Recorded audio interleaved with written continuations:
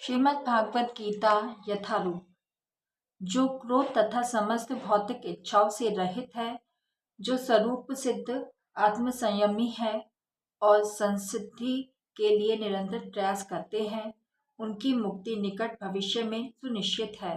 तात्पर्य: मोक्ष के लिए सतत प्रयत्नशील रहने वाले साधु पुरुषों में से जो कृष्ण भावना भावित होता है, वह सर्वश्रेष्ठ है। इस तथ्य की पुष्टि भागवत में इस प्रकार हुई है।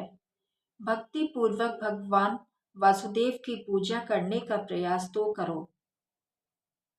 बड़े से बड़े साधु पुरुष भी इंद्रियों के वेग को उतनी कुशलता से रोक पाने में समर्थ नहीं हो पाते जितना कि वह जो सकाम कर्मों की तीव्र इच्छा को समूल नष्ट करके और भगवान के चरण कमलों की सेवा करके दिव्य आनंद में लीन रहते हैं।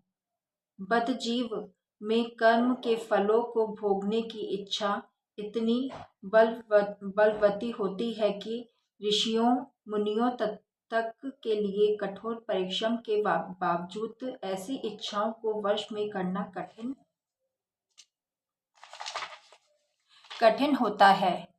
जो भगवत भक्त कृष्ण चेतना में निरंतर भक्ति करता है और आत्म साक्षात्कार में सिद्ध होता है, वह शीघ्र ही मुक्ति प्राप्त करता है। आत्म साक्षात्कार का पूर्ण ज्ञान होने से वह निरंतर समाधिस्थ रहता है। ऐसा ही एक उदाहरण दिया जा रहा है। मछली, कछुआ तथा पक्षी केवल दृष्टि, चिंतन तथा स्पर्श से अपनी संतानों को पालते हैं। वे प्रजनन में भी इसी तरह करता है। मछली अपने बच्चों को केवल देखकर बड़ा करती है। कछुआ केवल चिंतन द्वारा अपने बच्चों को पालता है। कछुआ अपने अंडे स्थल में देता है और स्वयं जल में रहने के कारण निरंतर अंडों का चिंतन करता रहता है। इसी प्रकार भगवत भक्त भगवत धाम से दूर स्थित रहकर भी भगवान का चिंतन करके कृष्ण भावनामृत द्वारा उनके धाम पहुंच सकता है।